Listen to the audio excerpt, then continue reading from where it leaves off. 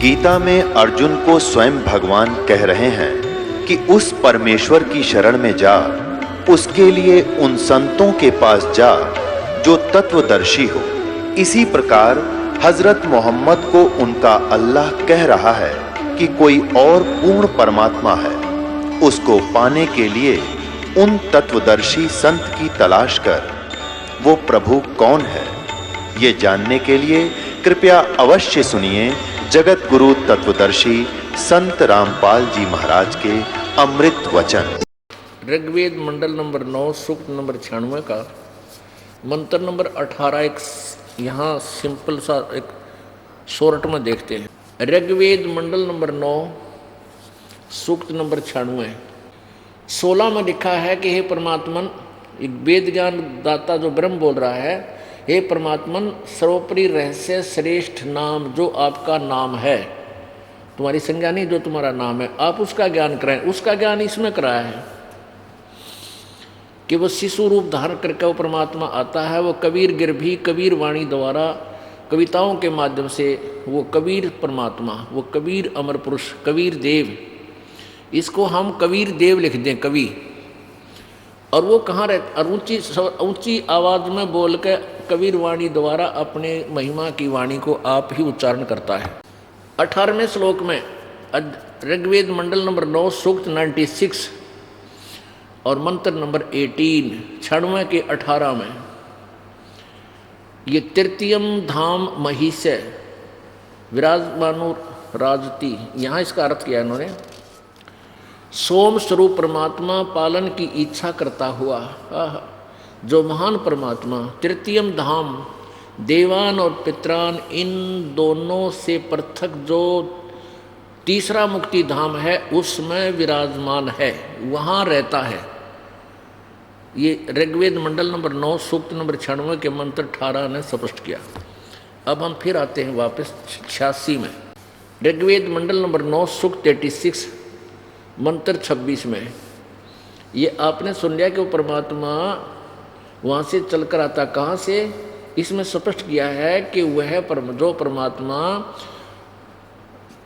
धूलोक के तृतीय दिव्य से दिव्य होता है, तेजों में, उस दिव्य धाम में के तीसरे पृष्ठ पर विराजमान है, तीसरे पृष्ठ पर विराजमान है। इसे से दो क्या कि परमात्मा एक स्थान पर रहता है और वहाँ से चलकर आता है गति करके।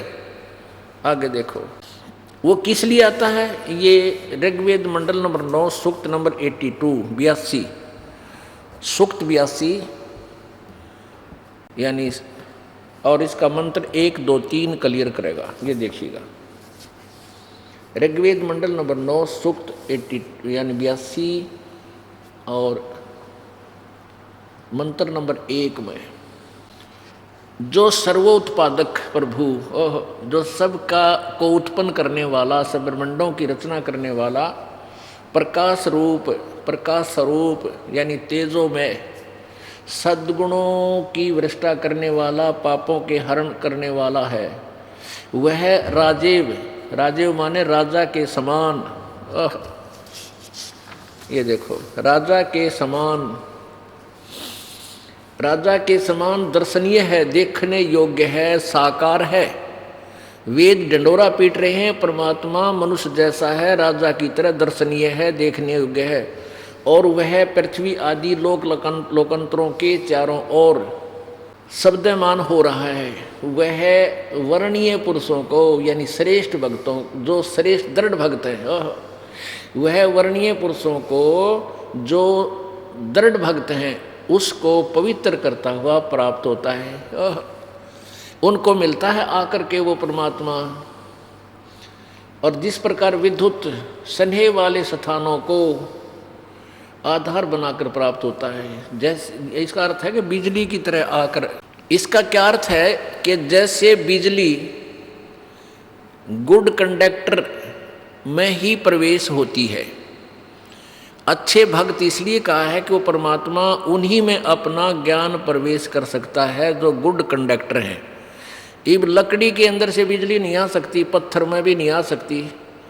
ये तो लोहे, तांबा, पीतल, चांदी, सोना, इनके तारों से ही वो लाइट, वो इलेक्ट्रिसिटी आगे आ सकती है। यहाँ स्पष्ट किया है कि वो जो अच्छे कंडक्टर हैं, उनके श्रेष्ठ भक्त हैं, उनमें वो परमात्मा आता है। जैसे बिजली अपने जिनमें वो प्रवेश कर सकती है उन्हीं में होती है, इति सिद्ध। और वो क्या करने आता है? ऋग्वेद मंडल नंबर 9 सूक्त नंबर 82 और मंत्र नंबर 2 में स्पष्ट किया है, हे परमात्मन, उपदेश करने की इच्छा से आप, यानी सच्चा ज्ञान देने की इच्छा से आप महापुरुषों को प्राप्त होते हो। ओहो, हे परमात्मन, उपदेश करने की इच्छा से आप, यानी सच्चा ज्ञान देने की इच्छा से आप महापुरुषों को प्राप्त होते हो। आप अत्यंत गतिशील पदार्थ के समान हमारे आध्यात्मिक यज्ञ को प्राप्त होते हो। ओहो, बहुत ही तेजी के साथ, बहुत थोड़े समय में परमात्मा अपने भक्तों के पास पहुंच जाते हैं। नानक साहब जी कहते हैं गुरु ग्रंथ साहिब के मैले पहले की वाणी में कि नीच जात परदेसी मेरा, ओह छिन आवे छिन जावे बे, फाई सूरत मुल्क की वेश, ओ ठगवाड़ा ठगी देश, करा सियाणा बहुता बार, ये धानक रूप रहा करता। अब ये महापुरुष थे जो गुड कंडक्टर थे, परमात्मा जिनमें अपने ज्ञान को प्रवेश कर सकता था। कौन कौन थे?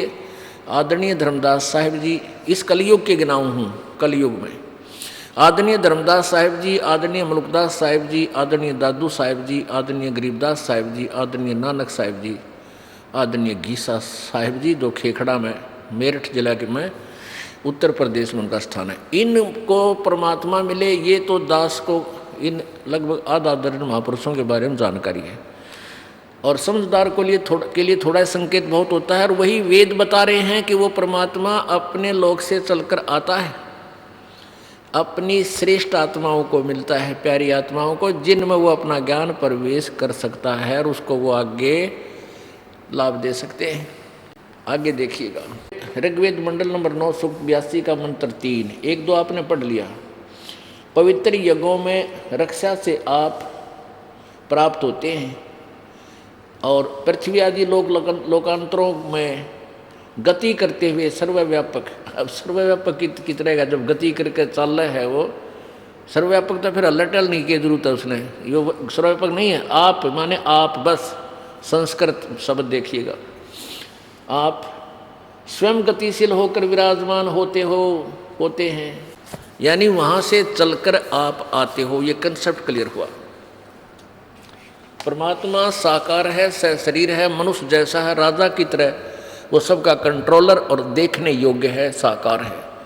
वो वहाँ सतलोक से चलकर आता है, कहीं एक विशेष स्थान पर प्रभु रहता है। तो महर्षि दयानंद जी के उसका के सारे एक कुएं का पानी भांग पी रहे थे। किसी ने देख ले, सभी ने कहे विष्णु जी का उपासक है, और कहता भगवान किसा, वो तो निराकार है, वो तो कहने सुनन तो न्यारा है। और ये सीधा जो तो नारायकति डोल पीठ था, कोई आधार नहीं था इसका। तो सारे सिद्धांत वेद ही इनके फेल कर रहा, जो नकली ऋषि थे, नकली गुरु थे, ये डुप्लीकेट माल था। अब इसलिए दास का प्रयत्न है कि ये आपको ये लाल परखने योग्य बनाऊं, ताकि आप ही लाल और लालड़ी की परख करके और स्वयं ही आप पर पटक दो ठा गए उनको जिनको तुम लाल समझते थे। एक सेठ था, 2 भाई थे। वो सेठ, छोटे की मृत्यु होगी, छोटे के 2 लड़के थे। कुछ दिन के बाद उनकी माता ने कहा कि तुम्हारा पिता रहा नहीं बेटा, तुम अपने ताऊ जी से, ताऊ जी कहते हैं अपने हरियाणा में पिताजी के बड़े भाई को, एल्डर ब्रदर को, अपने ताऊ जी से पार्टनरशिप कर लो बेटा, तुम अकेले बिजनेस नहीं कर सकते। और मेरे पास पैसे नहीं हैं, तेरे पिताजी के समय के रखे हुए लाल हैं। वह गठड़ी पोटली बांध रही थी, माई 5, 10, 20 लाल ले रही थी।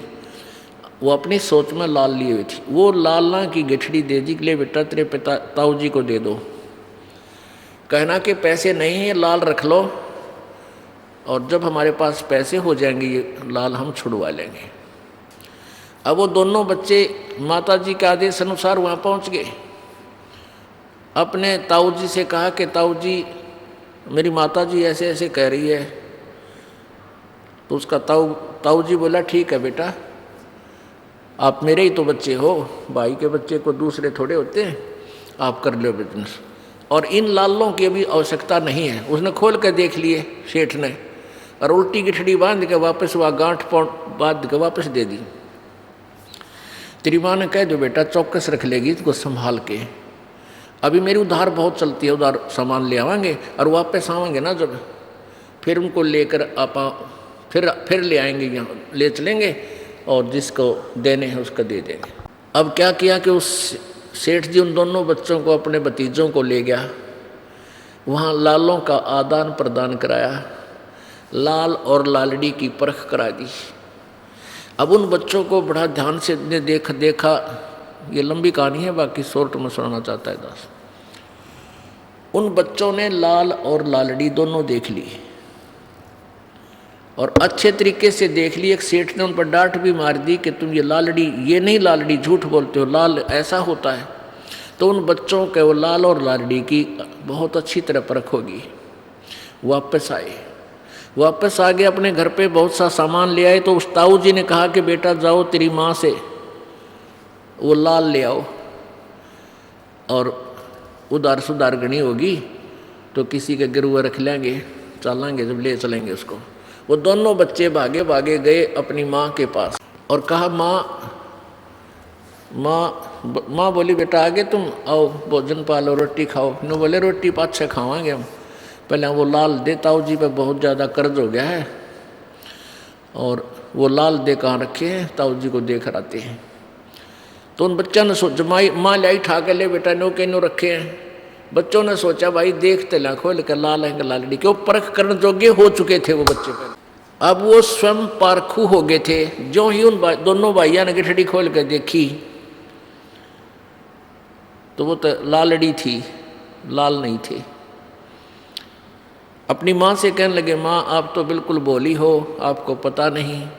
माँ ये लाल नहीं, ये तो लालड़ी है, ये तो 200 रुपये की भी कोई ना, लाल तो 9 लाख का होता है। आजकल 9 करोड़ का कह लो, पहले 9 लाख बहुत गणे होते थे, 1 लाख ही बहुत होता था।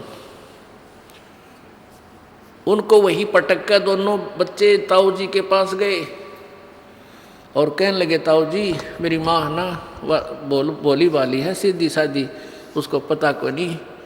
पिताजी, ताऊ जी वो लाल को नहीं थे, मेरी माँ जो रखे हुए थे वो तो लालड़ी थी। वो ताऊ जी बोला, बेटा ये उस दिन भी लालड़ी थी जिस दिन तुम मेरे पास लेकर आए थे, और यदि मैं कह दूँ ना नू ये लालड़ी है, तेरी माँ 100 लाने दे, हो मेरे सिर पर धनी ना रहा। हमारे तो लाला ने भी लालड़ी बतावा है, देख ले किसा बुंडा आदमी है। बेटा मैंने इसीलिए तुम्हें इस योग्य बना दिया कि तुम आप परख करके आप पटक दो उठा के, ये लाल है कि लालड़ी। तो ये दास ये ज्ञान कराना चाहता है कि आज तक के नकली लोगों ने, इन नकली ऋषियों महर्षियों ने आपको क्या ज्ञान दिया है, इनके अनुभव की पुस्तकें आपके पास उपलब्ध हैं। आप शिक्षित हैं, वेद अपने पास है जिनको हम सच्चे मानते थे। आज भी वही सिलेबस है और ये नकली टीचर पढ़ाया करते तब भी यही सिलेबस था। ये आउट ऑफ सिलेबस दंत कथा सुनाते थे। ये दास शास्त्र से बाहर एक शब्द भी नहीं बोलता, सिलेबस से बाहर एक अक्षर भी नहीं आपको बता रहा, और ये आप भी खूब देख सकते। अब ये तो वेदों ने प्रमाणित कर दिया कि परमात्मा ऐसे आते हैं। अब आपको एक प्रैक्टिकल सुनाता हूँ। सन 1518 में परमात्मा कबीर जी सतलोक चले गए थे, मगहर स्थान से शरीर गए थे, लाखों कई हजारों की संख्या में वहाँ व्यक्ति देख रहे थे परमात्मा को जाते हुए। उसके बाद सन 1727 में गांव छुडानी, जिला झज्जर, हरियाणा में संत गरीबदास जी महाराज जब 10 वर्ष के थे, खेतों में अपनी गायों को चरा रहे थे, साथ में और भी कई गवाले थे। गरीबदास जी महाराज जी के वहाँ उनके पिताजी को के पास, यानी वो अपने नाना के रहते थे और उनके पिताजी अपन वहाँ घर जमाई थे, और गरीबदास जी के कोई मामा नहीं था। कहने का भाव ये है कि वहाँ लगभग 1400 एकड़ ज़मीन थी गरीबदास साहिब जी के नाना जी के यहाँ, और वो सारी के वारिस गरीबदास जी ही हो गए थे। उनके वो भी अकलौते पुत्र थे अपने माता पिता के। तो अपनी गौओं को वहाँ चरा रहे थे, साथ में और किराए के पाली गवाले कुछ वैसे अपनी अपनी गायें लेकर के, अधिक क्षेत्र होने के कारण ज़्यादातर वो बगैर बीजे रहता था, घास फूस उसमें हो जाता था, तो पशुपालन अधिक करते थे। तो परमेश्वर कबीर देव, वो धानक कबीर, वो जुलाहा कबीर, सर्वश्रेष्ठी रचनहार कबीर सतलोक से चलकर सन 1727 और संवत 1784 में, संवत 1784 में, सन 1727 में वहाँ आके सशरीर आए। वहाँ बच्चे बैठे खाना खा रहे थे, सब ग्वाले और गरीबदास जी। बड़े भी थे उसमें, 20, 30, 40 वर्ष के भी थे, 60, 50 वर्ष के भी थे, और सबसे छोटा बालक गरीबदास जी ही थे जो 10 वर्ष की आयु के पाली थे, ग्वाले थे, गाँव के गौओं के यानी चरवाहा थे। तो परमेश्वर ने आकर उनको राम राम कहा। स्वाभाविक है, सब कहने लगे आओ महाराज जी खाना खा लो। परमात्मा ने एक जिंदा महात्मा का रूप बना रखा था। मुसलमानों में जिंदा महात्मा होते हैं, बड़ी दाढ़ी, सिर पर एक टोप काला सा, ऐसे लंबे चोटे का नो ऊपर ने उठा हुआ ऐसे, और एक और कोट पहनते थे, घुटना तो तले ताई कर एक कच्छा। बस ये वेशभूषा होती, उसको मुसलमान फकीरों को जिंदा महात्मा, जिंदा संत, जिंदा साधु बोलते थे। तो संत वो सब पाली कहने लगे आओ महाराज जी रोटी खाओ, खाना खाओ। परमेश्वर ने कहा भी खाना तो मैं भी खा कर आया हूँ, भूख नहीं है। कहाँ से आए हो, आपके गांव का क्या नाम है, वो कितनी दूर है। परमेश्वर ने कहा कि 16 शंख कोस पर मेरा गांव है, सतलोक नाम है मेरे गांव का। अब पहले इतना कन्वेंस था को नहीं, आपस में जानकारी थी नहीं, उन्होंने सोचा होगा ले 15-16 कोस पर कोई गांव सतलोक नाम का। तो पाली कहने लगे पहले अतिथि सत्कार बहुत होता था, और फिर साधु महात्मा आ जा तो उसकी कदर भी ज़्यादा ही करते थे। उन्होंने कहा महाराज जी रोटी नहीं खाओगे तो दूध तो पीना ही पड़ेगा, नहीं तो हम नाराज हो जाएंगे, हमने पाप लगेगा। परमात्मा बोले भाई दूध पियाओ तो पिला दो, मैं कंवारी गाय का दूध पिया करूं। वो पाड़ी बोले, ग्वाले कहने लगे महाराज जी तेरी दूध पीने की नीत को ना, तो मजाक करे हमारे साथ। इतनी वार्ता हो ही रही थी, गरीबदास जी उठे, 10 वर्षीय बालक, एक अपनी छोटी सी गाय बच्ची जो दूध पीना छोड़ चुकी थी, 1 वर्ष की, 1.5 वर्ष की थी, नए दूध नहीं हुई थी, वह दनाई नहीं थी, अधन्या थी, बिना दनाई यानी कति कंवारी। ऋग्वेद मंडल नंबर 9 और सूक्त नंबर 1 मंत्र नंबर 9 में यही प्रमाण है कि वो परमात्मा जब शिशु रूप धारण करता है तो उस समय भी वो एक बिना दनाई गायों के द्वारा उसकी परवरिश होती है। और परमात्मा जब भी यहाँ आते हैं, अब कुंवारी गाय का दूध पीने का तात्पर्य क्या था कि परमात्मा ने सतलोक से अपना आहार यहाँ मंगाया था, इस कंगाल लोक का नहीं आहार किया था, और वो सीधा पवित्र पशु गाय में आ गया। और वहाँ उसने तो गरीबदास जी छोटे सी बच्चिया को ले आए, कुंवारी गाय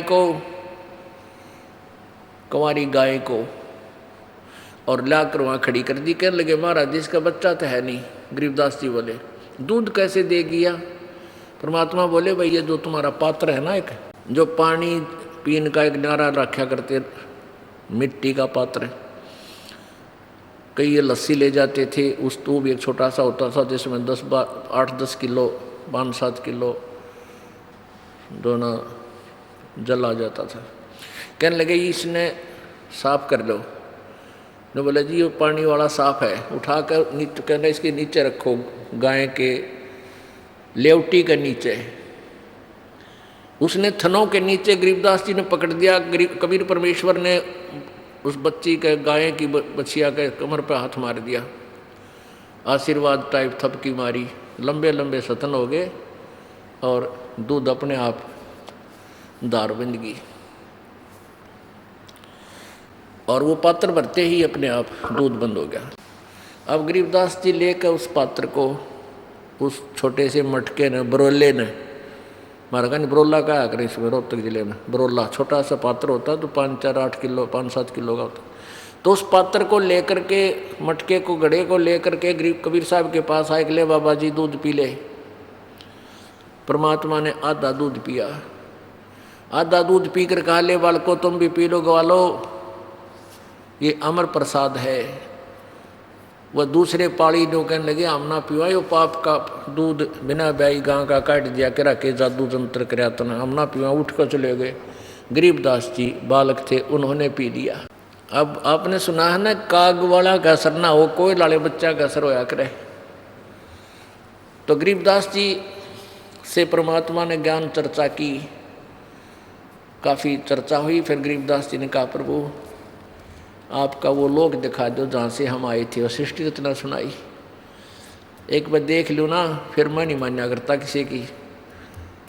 परमात्मा तो आए उसी उद्देश्य से थे। गरीबदास जी की उस आत्मा, प्यारी आत्मा को शरीर से निकाल लिया, ऊपर सारे ब्रह्मांड दिखाए, ब्रह्मा विष्णु महेश का लोक दिखाया, धर्मराज का लोक दिखाया, नरक और स्वर्ग दिखाया, इंद्र का लोक दिखाया। जहाँ ये काल रहता है साकार रूप में, ये कहता मैं अपनी योग माया से छुपा रहता हूँ। गीता जी अध्याय नंबर 7 के श्लोक नंबर 24 और 25 में स्पष्ट कहता है कि मैं सबके सामने कभी नहीं आता, अपनी योग माया से गुप्त रहता हूँ। तो परमेश्वर के सामने इसकी सारी माया फेल हो जाती है। सब कुछ दिखाया, ऊपर सतलोक में लेकर गए जहाँ परमेश्वर कबीर जी रहते हैं, वो पूर्ण ब्रह्म रहते हैं तीसरे मुक्ति धाम में, सतलोक में। तो वहाँ क्या है कि परमात्मा का एक अन्य रूप है। गीता ऋग्वेद यजुर्वेद अध्याय नंबर 5 के श्लोक नंबर 1 में 2 बार परमात्मा को साकार सिद्ध किया है। अग्ने तनुरसी विष्णवे तवा सोमस्य तनुरसी। अग्नि माने परमेश्वर सह शरीर है, और उस परमेश्वर का सबकी पालन पोषण करने के लिए, सबका धारण पोषण करने के लिए गीता जी अध्याय नंबर 15 के श्लोक नंबर 16-17 में 2-3 परमात्मा प्रगट स्पष्ट हैं, क्षर पुरुष, अक्षर पुरुष और तीसरा उत्तम पुरुषत्व अन्य। और परमात्मा इति उदाहरते ये लोक तरन में आविश्य विभर्ति अवैश्वर है, जो तीनों लोकों में प्रवेश करके यानी वहाँ से चलकर आकर सबका धारण पोषण करता है। हमारा आत्मा का धारण पोषण इस भक्ति से होता है। शरीर का पोषण आहार से होता है, जो रोटी दूध सेब संतरे खाते हैं इससे, और आत्मा का पोषण इस भक्ति से होता है। तो हम सबका धारण पोषण करने के लिए वो परमात्मा यहाँ आता अतिथि रूप में। अतिथि का अर्थ होता है जिसके आने की तिथि यानी डेट पूर्व निर्धारित ना हो, अतिथि अचानक आ जा। तो यजुर्वेद अध्याय नंबर 5 के श्लोक नंबर मंत्र नंबर 1 में 2 बार यही वर्णन दिया है। अग्ने तनुरसी, परमात्मा सह शरीर है। विष्णवे तवा सोमस्य तनुरसी। विष्णवे माने सबके पालन पोषण के लिए, तवा माने उस, सोमस्य माने अमर पुरुष का, तनु माने शरीर, असी माने है। वो अतिथि रूप में आता है, और वो अतिथि रूप में आया हुआ परमात्मा कबीर ही पूजा के योग्य है, उसी की पूजा करनी चाहिए, ऐसा उसमें लिखा। तो परमात्मा का 2 शरीर है, ऊपर शरीर अलग है, वहाँ से अन्य अलका रूप तेज पुंज का रूप धारण करके यहाँ आता है। गरीबदास जी को साथ लेकर जब अपने निज लोक में पहुँचे, वहाँ एक बहुत बड़ा सफ़ेद गुम्बद है, बहुत लंबा चौड़ा, और उसके बीच में परमेश्वर कबीर जी का, सत्य पुरुष का सिंहासन है। सिंहासन पर परमात्मा विराजमान है। उनके एक रोमकूप में करोड़ सूर्य मिला दे, करोड़ चंद्रमा मिला दे तो भी रोशनी फीकी रहे, इतना नूर है उस मालिक के शरीर का। नीचे से जो जिंदा महात्मा के रूप में परमात्मा गए थे, उन्होंने जाकर के वहाँ एक चंवर उठाया, और चंवर उठा कर उस अपने ही दूसरे स्वरूप जो ओरिजिनल दिखाई दे था, जो सिंहासन पर विराजमान तेजों में शरीर, उस पर चंवर करने लगे। गरीबदास जी ने सोचा कि भगवान तय यो बैठा ये है भाई, और यो जो बाबा है ना, यो तो इसका कोई नौकर नाकर है यहाँ का, इसका कोई संदेश वाहक नजर आता है। इतनी सोच ही रहा था, तभी वो जिंदा वाला शरीर तो सिंहासन पर बैठ गया, और वो तेजो में शरीर जो वो ओरिजिनल गॉड दिखाई देता वो खड़ा हो गया, और चवर लेकर के वो कबीर साहब के जिंदा वाले शरीर पर सिंहासन पर चवर करने लगा, यानी नौकर की तरह, यानी सेवक की तरह सत्कार करने लगा। अब गरीबदास जी ने सोचा भाई बाबा जी के दांडी है, भगवान भी इस पर चवर करे। तो इतने में क्या हुआ कि वो तेजो में शरीर जिंदा वाले शरीर में समा गया, अकेले परमेश्वर वहीं बैठे रह गए, कबीर जिंदा महात्मा के रूप में, जो नीचे से गरीबदास जी को लेकर गए थे। तो वहाँ फिर गरीबदास जी ने सोचा रहे बाबा जी के ये तो भगवान ना पड़ा था, फिर चरणों में पड़ गया, वहाँ की सारी स्थिति से परिचित होकर गरीबदास जी ने कहा प्रभु मुझे वापस ना भेजिए, अभी यहीं रख लो। अब परमात्मा बोले रखते लो, पर मेरा तो काम सारा अधूरा रह गया, अब तू वापस जाकर बताओगा, नहीं तो मेरी महिमा ने जानने कैसे देगा। यूँ काल इसने आग ला रखी, बेटा जा तू वापस, मैं तेरे साथ रहूँगा। गरीबदास चिंता मत करिए, और जा देख तेरा यहाँ स्थान है, इस पर यहाँ से तू मैंने भेज रखा है, अरे अपना उद्देश्य पूरा करना है। बिजली पीढ़ी आओगी, उसके लिए ही हमने कुछ यहाँ लक्षण छोड़ने पड़ेंगे ताकि मेरे बच्चे हमें पहचान सके। उधर से क्या हुआ, गरीबदास जी काफी देर बैठे रहे, जैसे न्यू के न्यू बैठे थे, शरीर मृत था। ग्वाले दूसरी जगह चले गए, वो पहाड़ी दूर लंबा खेत था। फिर देखा रहा वो लड़का कित गया, लड़की का लड़का, उसको लियाओ बुला के, उसका नंबर आ गया डांगर घेरन का, पशुओं को चराने का पारी बांधा करते वहाँ पर, 1 घंटा तेरी, 1 घंटा इसकी, 1 घंटा इसकी, तुम ऐसे। जब उसका नंबर आ गया, बुला उसको बुला के गए, तो वहाँ बैठे अकेले हुए, आवाज़ लगाया उन पाड़ियों ने, रे गरीबू, गरीबू नाम था बचपन का गरीबदास को, गरीबू गामा में एक नारा नाम का डागरें, जो बोला रहा गरीबू आजा, तेरा टाइम, तेरी पारी आ गई। ओ गरीबू करते करते निकट आ गए, बोला रहा वो भगत जी खड़ा बोले, वो न्यू लाया तो वो पड़ गया न्यू, क्योंकि उसमें आत्मा थी नहीं, निर्जीव था। उसने देखा अरे तो मर गया भाई, छोरी का छोरा, लड़का मर गया। आवाज़ लगाई रहा बाजाओ बाजाओ, ओ बाबा मार गया इसने, मर गया, मृत्यु होगी इसकी। सारे पाली दौड़ का आए, देखा सचमुच भाई तो मर गया, इसने दूध पी लिया जंतर मंतर का। अब उनकी इतनी बुद्धि काम करे थी, उनको क्या पता, बोले आदमी ने गाँव में बाजे गए, 2-3 जने भाग कर, 1.5 किलोमीटर गाँव था। अब छोटा सा गाँव था, 40-50 झोपड़ी थी, सारे गांव में तल करलाट मच गया, हाहाकार मच गई। इतने बड़े धनी का एकलौता पुत्र, और वो भी मर गया। सारा गांव रोए, वहाँ का औपचारिकता करते हुए रोए, कुछ सच्चे दिल तो रोए, बेगन माच के। फिर उस बच्चे को वहाँ से उसके शव को घर लाए, घर से फिर शमशान घाट पर ले गए। शाम के समय उसको अंतिम संस्कार करने की तैयारी कर दी, चिता पर रख दिया। तब परमात्मा ने कहा गरीबदास जा जल्दी कर, नहीं तो तेरे शरीर ने करने वाले हैं काम ये। अब वो वापस आए, आत्मा परमेश्वर ने, कबीर जी ने प्रवेश कर दी उस गरीबदास जी के शव में, शरीर में।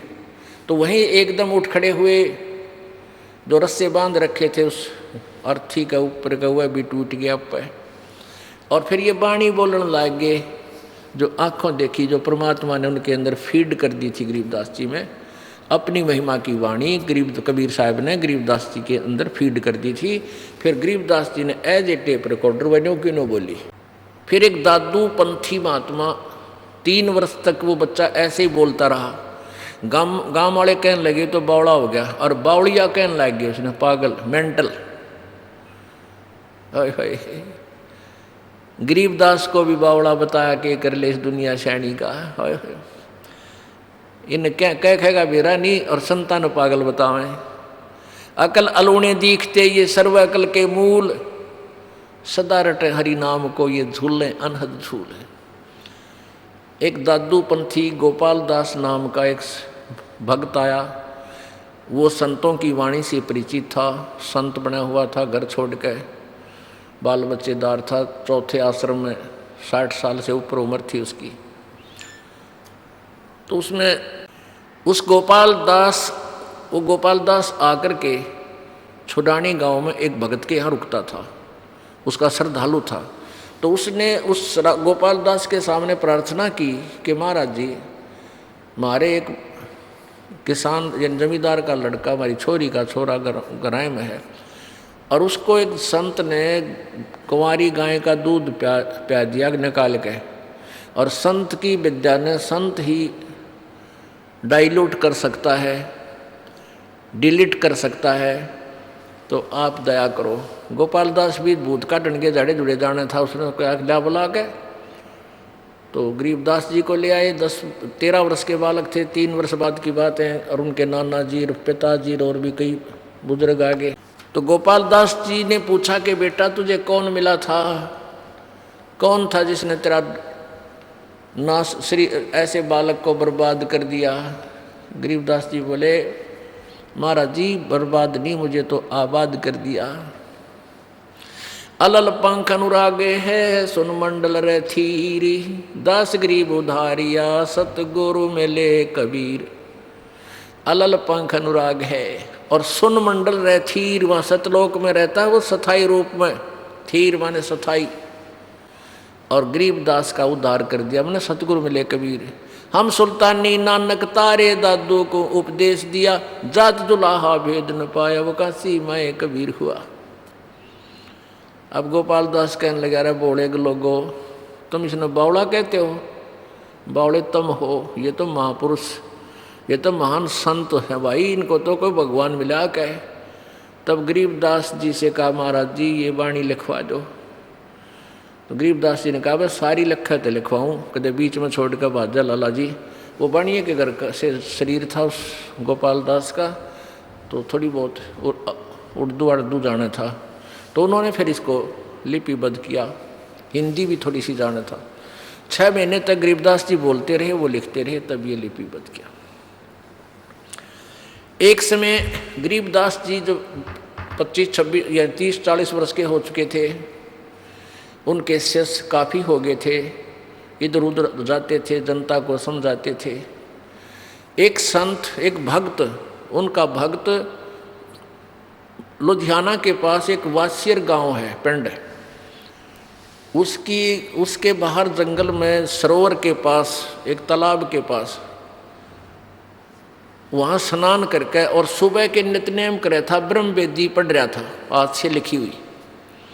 और उसी गांव का एक बहुत बड़ा किसान चौधरी राय साहब, राम राय नाम था उसका, वो भी सुबह फ्रेश होने के लिए निकला। तो ये सिख लोग जो है वाणी के बड़े प्रेमी हैं, और उसने देखा इतनी बढ़िया वाणी बोली जा रही है, सुबह सुबह शांत वातावरण, वो फ्रेश पुरुष होकर आ रहा था, उसने साफ हाथ पैर धोकर वो भी उसके पास बैठ गया। भी महाराज जी भाई भगत बहुत बढ़िया वाणी पढ़ रहा है।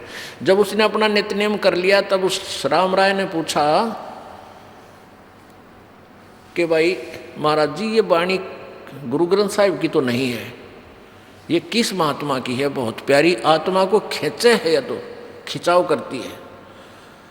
तो उस भगत ने कहा कि ये हमारे गुरुजी गरीबदास जी की वाणी है। तो उस राम राय के मन में उमंग हुई कि इसे महापुरुष को तो मिलना चाहिए जो वर्तमान में है, और इतनी प्यारी वाणी, अच्छी कसक वाली वाणी वो अब बोल रहा है, जनता उसको लिख कर याद कर रही है। गुरु नानक देव जी भी थे, उस समय लोगों ने पहचाना नहीं, कहीं आज भी हमारे साथ ऐसा ही बन जाए, ना पता किस रूप में आ जाते हैं सतगुरु। तो उस राम राय ने अब गांव में एक और न्यारा नाम भी रख लेते हैं, झुमकरा। उसका एक नाम और रख रखा था झुमकरा, वो ज़्यादा संकी टाइप आदमी था। तो उसने पूरा एड्रेस लिखवा लिया गांव छुडानी का, और वो तो अगले दिन चल पड़ा। वहाँ पहुँचा, जाकर सुबह सुबह पहुँच गए। गरीबदास जी खेतों में गए हुए थे, किसान थे, किसान का काम करते थे, हल जोतते थे, पशु चराते थे, और सिर पर पशुओं का चारा आप ही काट कर लाते थे, बंडल बांध गए।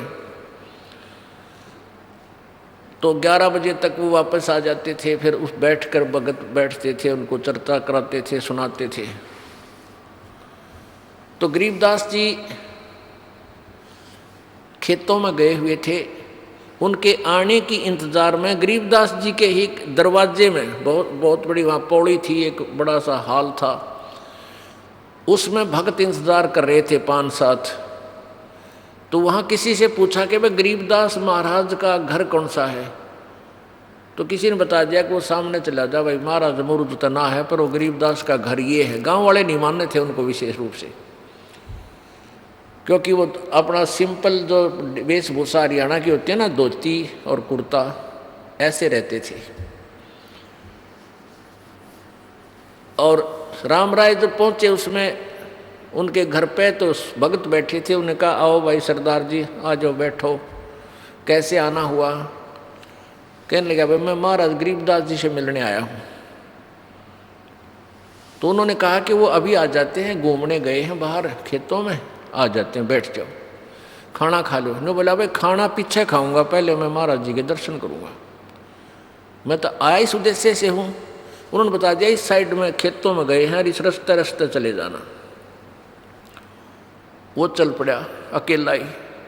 उधर से गरीबदास जी आ रहे थे, धोती कुर्ता, जो यहाँ की आम किसान की ड्रेस होती है, और सिर पे पशुओं के लिए थोड़ा सा चारा रखे आ रहे थे, ज्वार काट के, ज्वार।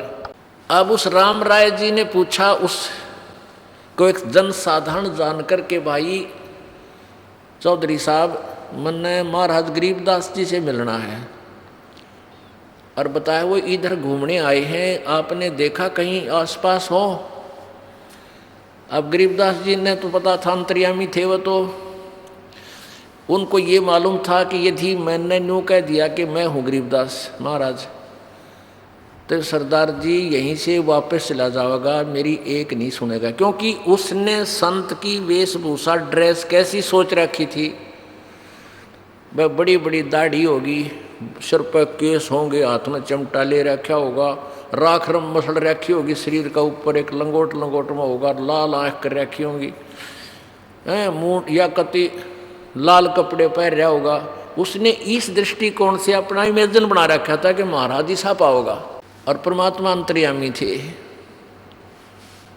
वो कहने लगे आजा भाई, महाराज जी तो वापस जान लाग रहे हैं, वापस जा रहे हैं। वो बोला जी इस रास्ते तो ना गए, मैं इधर से आया हूँ। बोला आजा मेरी बात भी सुनेगा, आजा मेरे साथ आजा, मैं मिलाऊंगा तेरे को। अब उसने सोचा भी ठीक है ये जानकार हैं यहाँ के, उस पीछे पीछे आ गए। और गरीबदास जी अपने घर पे आके वो चारा ला रहे थे, वो सेवादार बैठे थे वहाँ पर, उन्होंने दौड़ कर उनमें से एक दो ने वो चारा जो सिर पर रखा था वो स्वयं ले लिया और दंडवत प्रणाम किया शेष ने, बाकी 4-5 ने।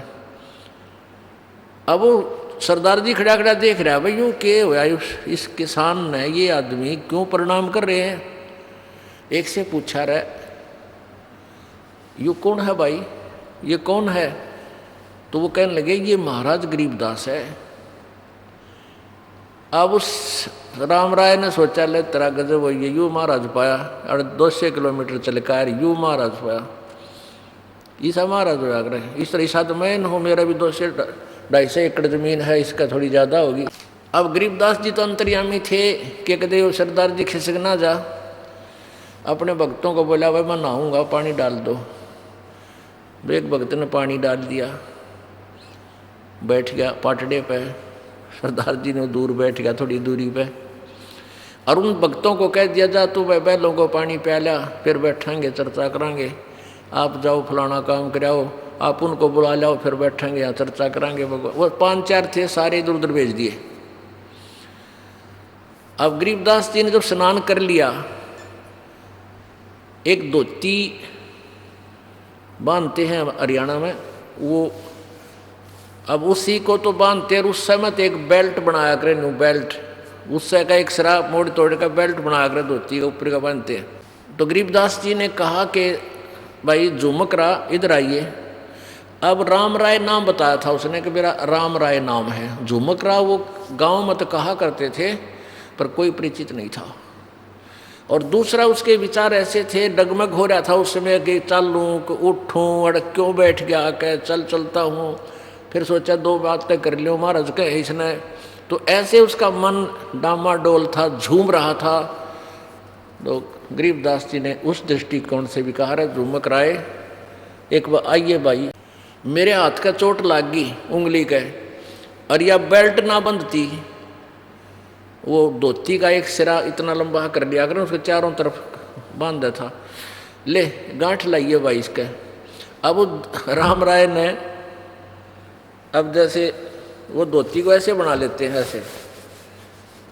ऐसे कर कर चारों तरफ बांधते हैं उसको ऊपर का, वो लाया ऐसे करके नू शरीर के चारों तरफ लाकर उसका गांठ लाया करें नू। तो वह गांठ लाई, जब वो शरीर में का निकलाई और वह गांठ धोती का लाग गई। अब धर्म उस झुमकरा ने राम राय ने सोचा तेरे पर उल्टी गांठ लागी कि, उन्हें फिर दोबारा करा, दोबारा फिर ऐसे गांठ लाई तो शरीर का वहाँ का निकल के वह धोती का लागी। उन्हें तीसरी बार फिर ट्राई करी, तीसरी बार भी नहीं लागी। अब गरीबदास जी बोले, रहे सरदार जी तो मुझे अपने जैसा आदमी मानना है या गांठ क्यों ना लगती। जब उसने ऊपर ने देखा तो वो विष्णु उपासक थे, विष्णु जी को इष्ट मानता था।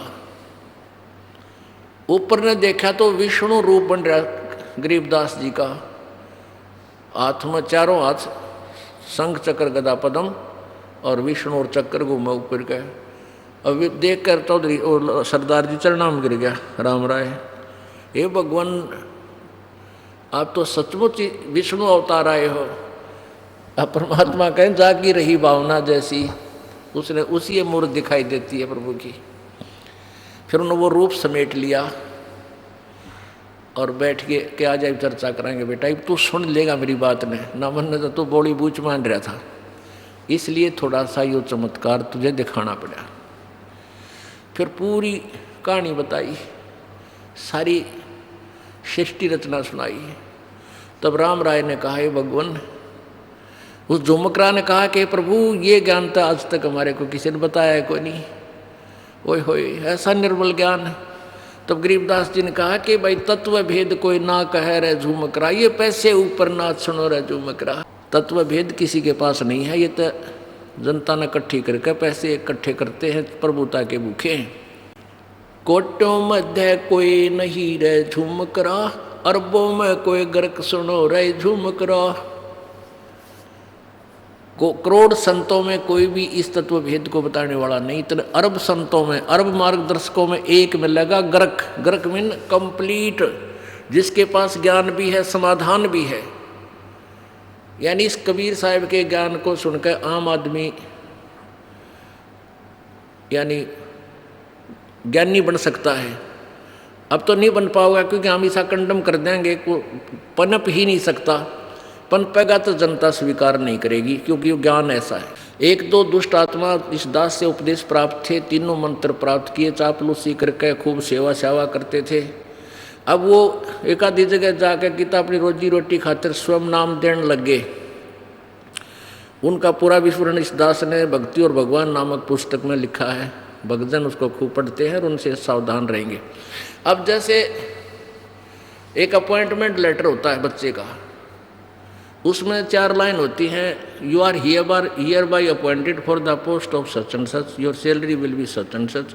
और नीचे दस्तखत कर देता है एक चेयरमैन या अधिकारी जो उसका अधिकारी होता है। कॉम्पिटेंट जो होता है वो साइन करता है उन 4 पंक्तियों पर, और उस बच्चे को सरकार सारी सुविधा देती है, तनख्वाह भी देती है, उसको पेंशन भी देती है, उसको भत्ता भी देती है।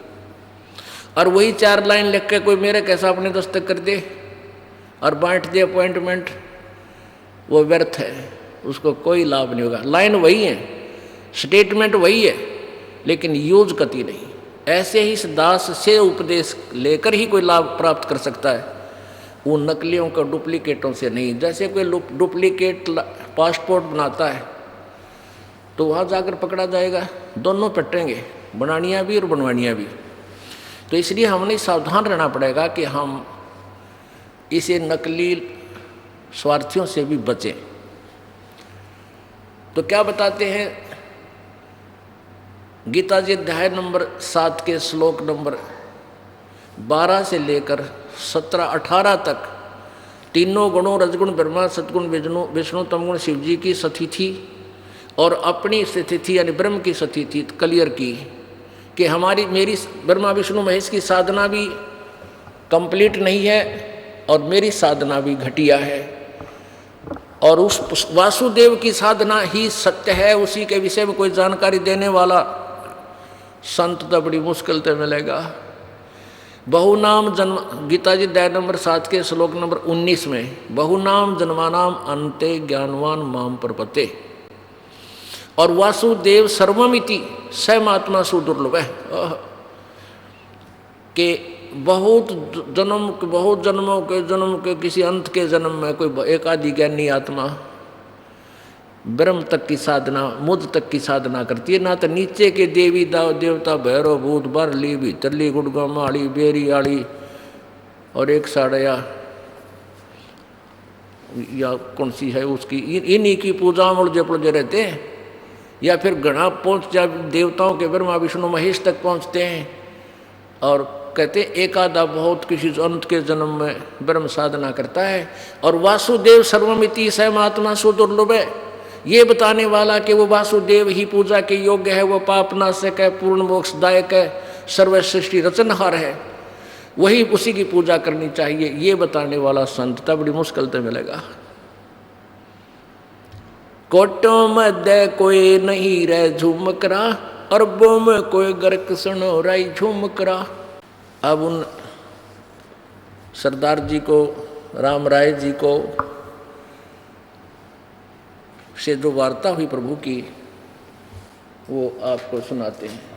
अब इन सभी चक्रों का कमलों के विषय में जानकारी देते हुए गरीबदास जी प्रारंभ करते हैं।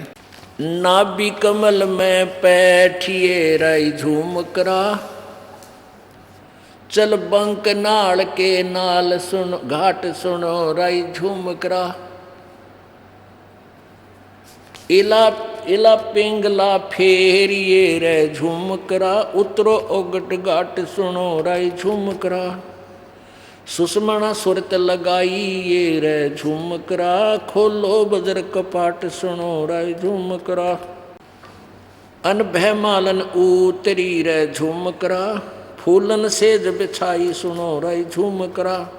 छतर सिंहासन सवेत है रे झुमकरा, पलकों चोरे ढुराई सुनो राई झुमकरा। ऊपर की आंखों देखा हाल उस राम राय जी को बता रहे हैं परमात्मा की प्यारी आत्मा गरीबदास साहिब जी के छतर सिंहासन सवेत है रे झुमकरा। उस परमात्मा का सतलोक में छतर और सिंहासन वो पूरा सफेद है, दोनों का एक में वर्णन किया है। छतर सिंहासन सवेत है राई झुमकरा, वहाँ पलकों चौर ढुराई सुनो राई झुमकरा। यानी चौर एक तो ये सफ़ेद से बालों का होता है, जो कहा नहीं वो परमात्मा इतना प्यारा है कि अपनी पलकों से प्यार से उसका चौर ढुराना चाहिए, यानी इतनी श्रद्धा बना उसके अंदर।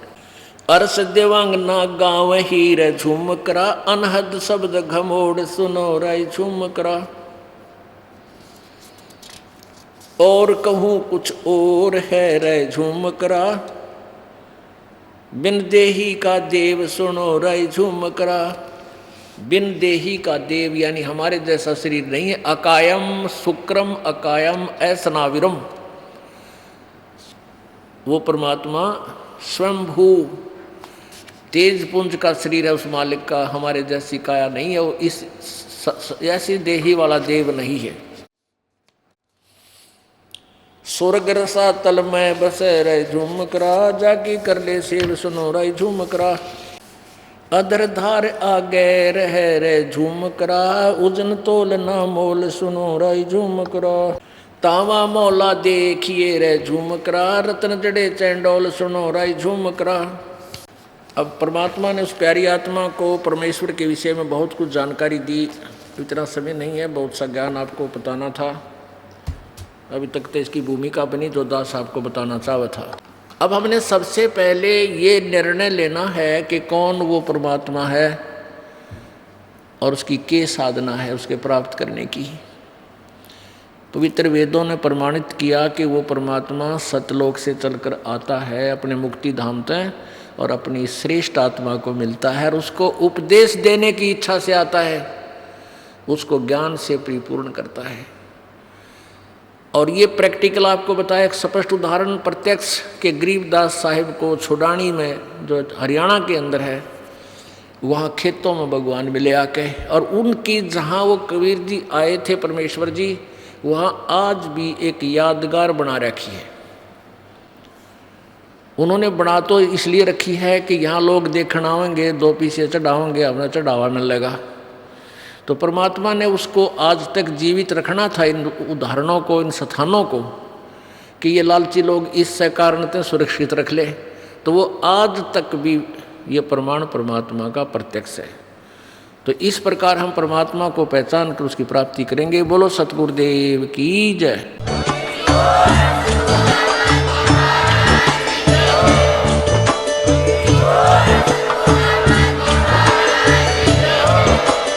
आप सुन रहे थे जगत गुरु तत्वदर्शी संत रामपाल जी महाराज जी के मंगल प्रवचन। अधिक जानकारी के लिए विजिट कीजिए हमारी वेबसाइट www.jagatgururampalji.org। संत रामपाल जी महाराज जी के शुभ आशीर्वाद से पूरे विश्व भर में 500 से भी ज्यादा नाम दीक्षा केंद्र हैं, जिन पर संत रामपाल जी महाराज जी द्वारा ऑनलाइन निशुल्क नाम दीक्षा दी जा रही है। अपने नजदीकी नाम दीक्षा केंद्र का पता करने के लिए संपर्क करें 8222880541।